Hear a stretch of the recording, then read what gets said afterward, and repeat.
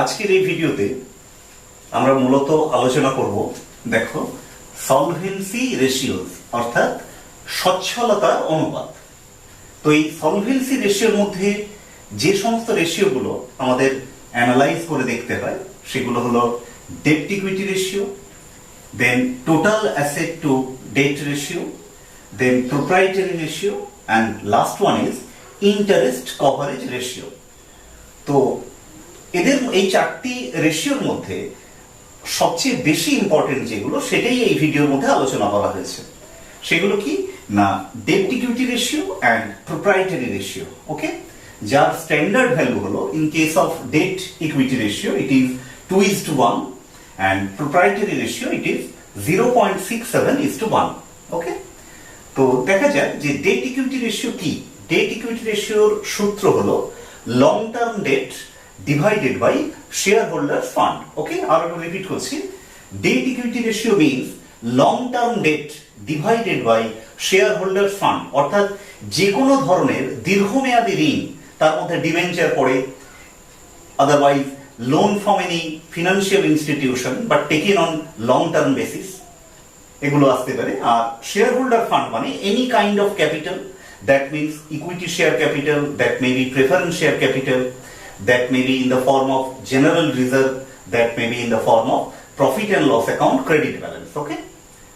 Okay, then proprietary ratio. Proprietary ratio means shareholders fund divided by total assets. Okay, তো shareholder fund একটু আগে আলোচনা করেছি, তার মধ্যে কি পড়ে না, যত রকমের ক্যাপিটাল আছে, that means equity share capital, preference share capital, reserve, profit and loss account credit balance. R total asset means the asset side total except fictitious, অর্থাৎ অলিক সম্পত্তিগুলোকে বাদ দিয়ে যে সমস্ত সম্পত্তিগুলো দাঁড়ায় সেটাই হলো টোটাল অ্যাসেটস। ওকে, তো এবার চলে আসা যাক কম্পিউটারে। আমরা সেখানে পাওয়ার পয়েন্টের মাধ্যমে দেখাবো, দুটি অঙ্ক নেওয়া হয়েছে। একটিতে আমরা শেখাবো ডেট ইকুইটি রেশিও কিভাবে ক্যালকুলেট করতে হয়, আর একটি অঙ্কের মধ্যে দেখবো সেখানে কিভাবে প্রোপ্রাইটারি রেশিও ক্যালকুলেট করতে হয়। ওকে, তো দেখে নেওয়া যাক। Calculate debt equity ratio from the following information। তো আমাদের এই অঙ্কটি থেকে ডেট ইকুইটি রেশিও বের করতে হয়। তো আমরা জানি ডেট ইকুইটি রেশিওর ফর্মুলা হচ্ছে long term debt divided by share holder fund or owners equity. Okay, তো লং টার্ম ডেট মানে কি? লং টার্ম ডেট মানে হলো debentures and any kind of long term loan. তো এখানে যে অঙ্কটি রয়েছে সেখানে দেখতে পাবে এখানে রয়েছে 10% ডিবেঞ্চার 20 লাখ টাকা, আর loan from IDBI that is 1 lakh টাকা, 1 লাখ রুপিস। ওকে, তাহলে লং টার্ম ডেট হচ্ছে 10% ডিবেঞ্চার 20 লাখ আর লোন ফ্রম আইডিবিআই 1 লাখ, তার মানে টোটাল লং টার্ম ডেট হচ্ছে 21 লাখ টাকা। Okay, and then share holder fund is equal to any kind of capital, here it is equity share capital 8 lakh, 12% preference share capital 2 lakh and reserve 4 lakh, তার মানে total হলো 8 lakh, 2 lakh, 10 lakh plus 4 lakh 14 lakh. এছাড়াও যদি অঙ্কটার মধ্যে প্রফিট অ্যান্ড লস অ্যাকাউন্টের ক্রেডিট ব্যালেন্স থাকতো সেটাকেও আমরা শেয়ার হোল্ডার ফান্ড হিসেবে ধরে নিতাম। ওকে, তো সলভ করছি।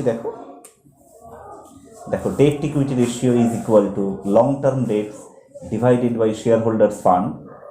Long term debt equals to loan from IDBI plus 10% debenture, আর নিচে share holder fund is equal to equity share capital plus 12% preference share capital plus reserves.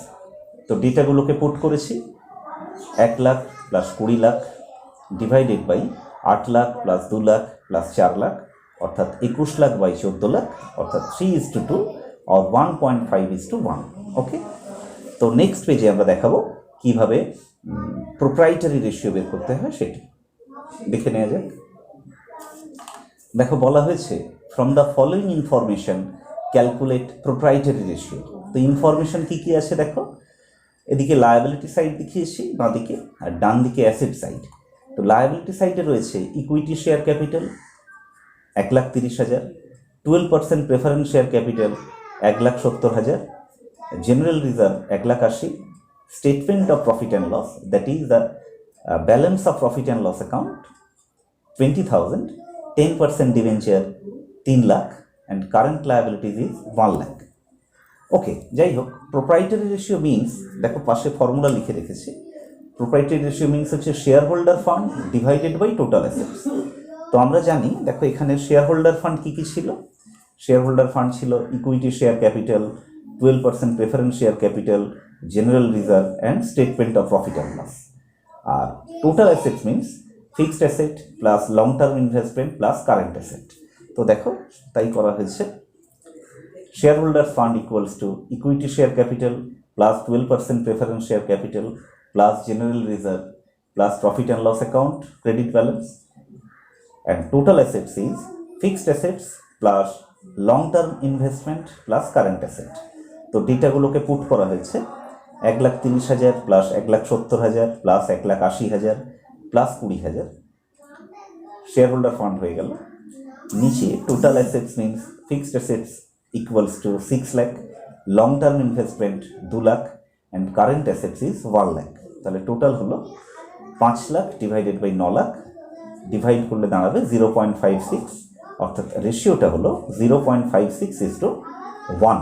ওকে, তো এইভাবে আমরা লিকুইডিটি রেশিও, কিন্তু এই লিকুইডিটি রেশিও না, সলভেন্সি রেশিও আমরা শিখে গেলাম। তো আরও একটি আছে ইন্টারেস্ট কভারেজ রেশিও, সেটা দেখালাম না, লেস ইম্পর্টেন্ট বলে। তোমাদের মেনলি সলভেন্সি রেশিওর মধ্যে এসে থাকে যেটা debt equity ratio and proprietary ratio, সে দুটো শেখা হলো, তোমরা ভালোভাবে নিশ্চয়ই বুঝে নিয়েছো। ওকে।